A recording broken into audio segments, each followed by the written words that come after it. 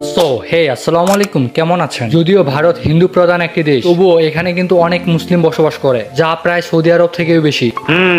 তবে আপনারা কেউ জানেন না, ভারতের 5টি সবচেয়ে বড় ধনী মুসলিম কোম্পানিতে বিভিন্ন ধরনের মানুষ মিলে প্রায় 1 কোটি মানুষ কাজ করে। এমনকি 15 থেকে 16 কোটি মানুষ এই কোম্পানিগুলোর সাথে একে অপরে জড়িত। তাছাড়া এই মুসলিম কোম্পানিগুলোর প্রোডাক্ট আমরা প্রতিনিয়ত ব্যবহার করতেছি, যেমন হিমালয়া কসমেটিক্স, রেড ট্যাপ ব্র্যান্ডের পোশাক ইত্যাদি। তবে যাই হোক, আজকের ভিডিওটি আপনি 1 সেকেন্ড স্কিপ করবেন না, সুতরাং ভিডিওটি শেষ পর্যন্ত দেখুন, কেননা এই ভিডিওটিতে রয়েছে ভারতের সবচেয়ে বড় এবং ধনী মুসলিম 5টি কোম্পানি। এদের কাছে এত পরিমাণ টাকা রয়েছে যে বিশ্বের সবচেয়ে ছোট দেশগুলোর মধ্যে পূর্ব তিমুর বা মালদ্বীপের মতো দেশগুলোকে কেনার সক্ষমতা রাখে।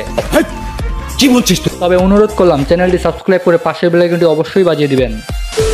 নাম্বার 5-এ রয়েছে হামদাদ কোম্পানি। এই কোম্পানিটি 1906 সালে এই কোম্পানিটি প্রতিষ্ঠা করেছিলেন হাকিম হাফেজ মোহাম্মদ আব্দুল মাজিদ। হামদাদ কোম্পানিতে বর্তমান সময়ে ইউনানি, আয়ুর্বেদিক, এমনকি হোমিওপ্যাথিক ওষুধ সহ বিভিন্ন ধরনের গাছগাছরা থেকে ওষুধ বানানো হয়। মূলত এই কোম্পানিটি প্রাচীন মুসলিম শাস্ত্রের উপর ভিত্তি করে কোম্পানিটি প্রতিষ্ঠা করা হয়। তবে এই কোম্পানিটি বর্তমান সময়ে ভারত, বাংলাদেশ, পাকিস্তান, শ্রীলঙ্কা, আমেরিকা এবং যুক্তরাজ্য সহ বিভিন্ন দেশে রয়েছে। তৎকালীন সময় হাকিম আব্দুল মাজিদ ছিলেন ভারতের সবচেয়ে বড় চিকিৎসা বিজ্ঞানীদের মধ্যে অন্যতম। তবে আপনি জানলে অবাক হবেন, ভারতের সর্বপ্রথম ফার্মাসিউটিক্যাল কোম্পানি ছিল এটি। বেশি আলবাল বকলে না, কানের গোড়া একটা। এমনকি এই কোম্পানিটির সাথে শেয়ারে জড়িত ছিল ভারতের প্রাক্তন প্রধানমন্ত্রী জওহরলাল নেহেরু। বর্তমান সময়ে এই কোম্পানিটির প্রোডাক্ট এমনকি ফ্র্যাঞ্চাইজি বিভিন্ন দেশে রয়েছে, যার ফলে হামদাদ কোম্পানি একটি ব্র্যান্ডে পরিণত হয়েছে। এমনকি কোম্পানিটির মার্কেট ক্যাপাবিলিটি অন্যান্য ভারতীয় কোম্পানিদের থেকে অনেক বেশি। নাম্বার 4-এ রয়েছে হিমালয়া কোম্পানি। ইয়েস বস, সেই হিমালয়া কোম্পানি যেটা ছেলেমেয়েরা সকাল এবং বিকেলে ব্যবহার করে।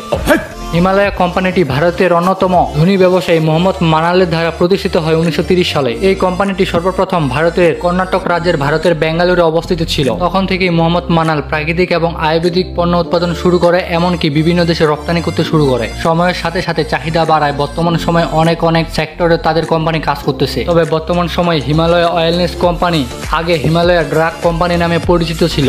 তবে অবাক করা বিষয়টি হচ্ছে, বেঙ্গালুরের এই ছোট্ট হিমালয়া কোম্পানিটি বর্তমান সময়ে বিশ্বে 106টি দেশে তাদের পণ্য প্রতিনিয়ত রপ্তানি এবং বিক্রি করতেছে। কোম্পানিটি আয়ুর্বেদিক সূত্র ভিত্তিক ফার্মাসিউটিক্যাল, ব্যক্তিগত যত্ন, বিভিন্ন ধরনের ফেস ওয়াশ, বিভিন্ন ধরনের ক্রিম সহ শিশুর যত্নে ওয়েলনেস পণ্য উৎপাদন করে প্রতিনিয়ত। তবে যাই হোক, অবাক করা বিষয়টি হচ্ছে 2022 সালের তথ্য অনুযায়ী কোম্পানিটির আয় ছিল 450 মিলিয়ন মার্কিন ডলার বা 37.6 বিলিয়ন মার্কিন ডলার। ভাবা যায়, ভারতের বুকে ঈগলের মতো রাজত্ব করে বেড়াচ্ছে এই মুসলিম কোম্পানিটি। বর্তমান সময়ে হিমালয় কোম্পানিটি 15,000 কর্মচারী কাজ করে থাকে প্রতিনিয়ত।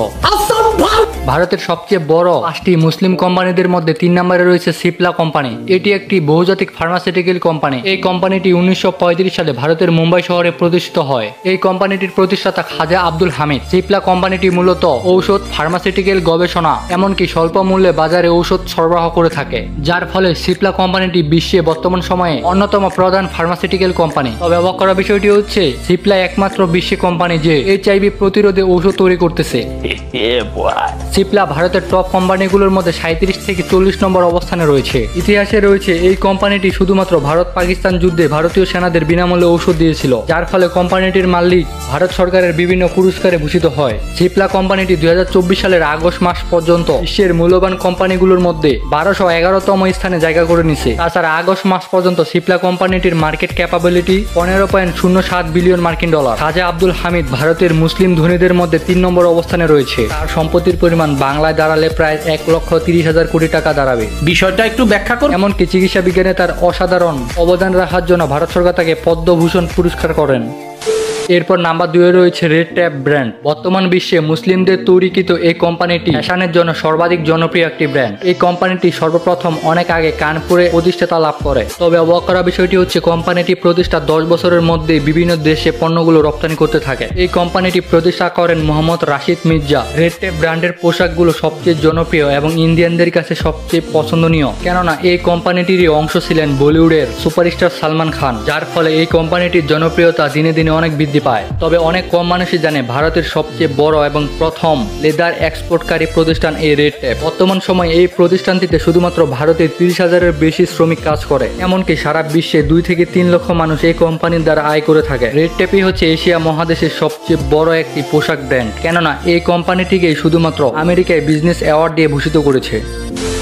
ভারতের সবচেয়ে বড় মুসলিম ধারা প্রতিষ্ঠিত এক নম্বরে যে কোম্পানিটি রয়েছে সেই কোম্পানিটির নাম উইপ্রো। আপনারা হয়তো এই কোম্পানিটির নাম অনেক শুনেছেন, কেননা এশিয়া মহাদেশে 3 নম্বরে রয়েছে এই আইটি কোম্পানি। মোহাম্মদ হাশিম প্রেমজি 1945 সালে এই কোম্পানিটি প্রতিষ্ঠা করেন। তাছাড়া উইপ্রো কোম্পানিটি Wipro western India vegetables limited নামে একটি কোম্পানি তৈরি করেন। এরপর থেকে তার ছেলে আজিম প্রেমজি কোম্পানিটিকে তথ্য সেবা এবং আইটি সেক্টরে বিনিয়োগ করেন। 2024 সাল অনুযায়ী কোম্পানিটির বর্তমান সময়ে বাজার মূল্য যা বাংলা টাকা হিসাব করলে দেখা যায় 2729 ট্রিলিয়ন টাকা।